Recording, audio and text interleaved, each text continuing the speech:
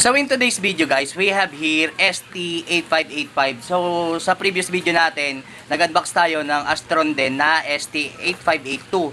So ito 8585. Tingnan natin anong difference, anong mas maganda Astron yan. Paring Martin, baka naman.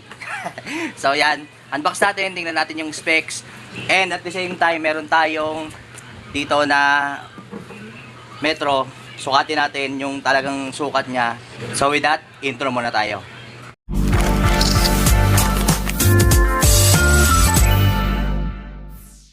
So ito yung box niya. Unbox natin. One click. So upon opening the box, ito yung bubungad sa atin. So ganyan talaga siya, may plastic, and angat natin. So yan. So meron siyang washboard kagaya nung 8582. Yung 8582 is puti.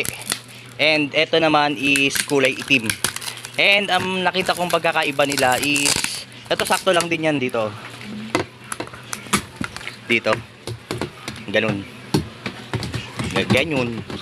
Ay hindi. Hindi talaga. O wala, bukod. Kasi yung 8582 guys, pag nilagay mo to, sakto. Yung pin dito, tsaka dito. So ito hindi. Ngayon, kita nyo ha. Ang advantage naman ito is ito. Yung takip hindi natatanggal. Yung sa 8582 natatanggal. Sa 8585 is naka-connect. Ayan ha. O yan. And we have here heavy, normal, and off. Tapos timer. Again, kapag pinihit nyo to, wag nyo nang ibabalik, pabayaan nyo siyang hanggang sa bumalik. Ngayon, kung gusto nyo, hugutin nyo sa saksakan para hindi nasisira yung timer. So guys, ang price nito is 3.3. Eh, nagkataon tayo na meron tayong sale. So yun, binili natin siya, nakuha natin siya ng 2.5 lang. So maglalagay tayo ng legit na store link sa description box. Lalagay ko sa pin comment yung link nito. Ang advantage nito guys, kulay tawag dito, gray, or gray siya, dark gray. So ito kasi hindi siya dumihin, unlike sa 8582. Well, parehas lang sila halos ng price. Wala namang masyadong pinagkaiba. Tingnan natin yung iba pang specs. Buksan din natin yung loob. Wala namang warranty na to. Basta gumagana. Importante gumagana eh. So ayan, hindi naman siya makunat. Malambot yung niya, yung tawag dito, plastic niya. Para din siyang 8582. Ayan o, rinig naman sa tunog eh. Pag malutong niya, iba tunog niyan. So ayan, tara, explore natin yung iba pang specs. Upon opening our tab, yung bilog niya, ito ay parehas lang ngani ng parehas lang. So we have here hose para sa inlet. Ayun, inlet, kabilaan yan.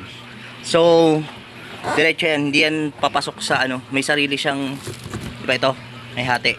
So diretso na siya, hindi siya yung tatama pa rito sa loob na may possibility na mapunta pa rito yung tubig. So dito na siya, diretso sa ilalim kagad. Ito agad, ayun o, ang karugtong, bagsak na kagad sa ito yun, hose, kakabit mo sa gripo, papasok dito.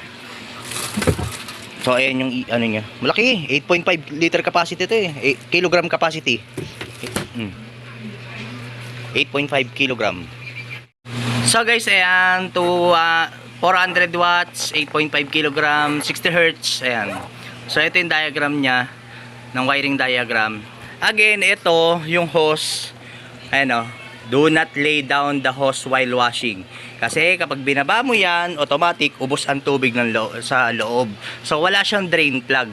So ito lang ang magiging stopper mo sa tubig. So pag nakaangat yan, hindi mo ubos yung tubig. Then pag kailangan mo na mag-drain, baba mo lang. Ganun lang siya. Kasi magtataka kayo eh, madalas yung iba nakababa lagi kasi may drain plug sila. Ito wala. So kapag maglalagay ka ng tubig, isa sa nito, kunyari kasama na damit, hanggang dito lang. Huwag nyo nang pagka-anuhan, huwag nyo nang pagka-todohan kasi nga abutin sa taas. Yun lang naman. Gilid, meron siyang medyo lubog, kabilaan yan. So kapag bubuhatin mo, pwede mo hawakan yan dyan, kabilaan. Well, magaang naman eh. Wala pa nga yata ang 3 kilo, 4 kilo. Magaang lang. Yan. Layo tayo para makita nyo. Yan. So guys, ayan yung actual height niya, 33 inches to 34 inches. Then ang lapad, tingnan natin. Para makita nyo rin yung idea, yung may idea kayo sa eksaktong sukat niya. So yan ay 21 inches ang lapad. At ang haba ay 20 inches. Ayan, galing dun. 20 inches. Ayan. So guys, ito yung plug niya. Standard naman. Tama lang naman kasi isa lang naman. And the moment of truth, saksak natin. Tingnan natin kung paano ang ikot niya, kung matino o hindi. Let's see. Dali. Bila. Goods. Watching nga ni. Testing nga ni mamaya. Malakas to. Hindi mo kayang pigilan to. Ayun, masakit to. Hindi kayang pigilan to guys. Pagka ano. Kung kamay lang ang gagamitin mo. Well, solid naman talaga Astron. Matahimik pagka nakatakip. Yung 8582 natatanggal yung takip. Ito hindi oh. Ulitin ko lang ha. Hindi natatanggal yung takip nito. So guys, kanina naka-heavy yun, now naka-normal. Tingnan nga natin kung ano per diferensya. Maayos lang eh. Parehas lang halos. Mas matagal bumalik yung ano, normal. Yung heavy mabilis bumalik.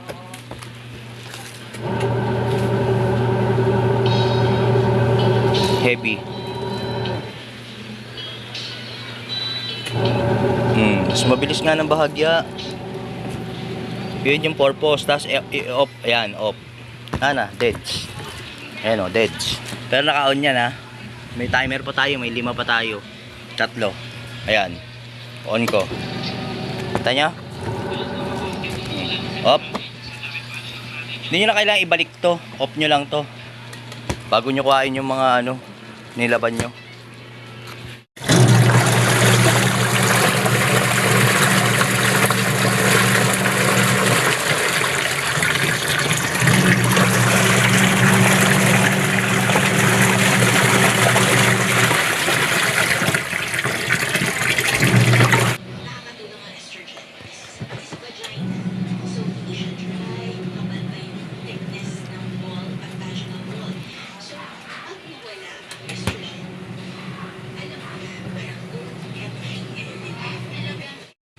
So guys, kung ikaw papipiliin yung 8582 na puti, check na lang sa channel natin yung unboxing nun.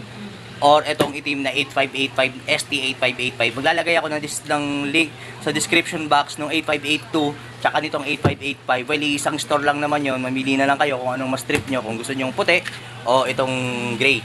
So for me, mas bet ko itong gray kasi ang hirap din kuskusin yung puti pagka nagkaroon ng mancha eh. Pag nagkaroon na siya ng water stain yung parang madilaw, ang hirap niya ng bakbakin na ito. Siguro kahit siguro mga 5 taon na nakalipas, ganyan pa rin kulay niya. Yun nga lang, hindi siya ganun kapogi tingnan. Unlike dun sa 8582 kasi syempre, ang datingan tayo, wow, brand new, puting-puti. Mga 3 taon, aroy, ang hirap magtanggal ng mancha ng water, ano. Diba? Ganun lang yun. So, nasa sa inyo na yun, preference nyo kung anong gusto nyo. So kung mahilig ka sa how-to, tutorial, unboxing, cellphone application, wifi, video kay e-bike, and all about technology, washing machine. So, dislike, subscribe, and hit the notification bell para updated ka sa mga bagong tech videos na lalabas. So with that, maraming salamat po sa inyong tiwala, and peace out.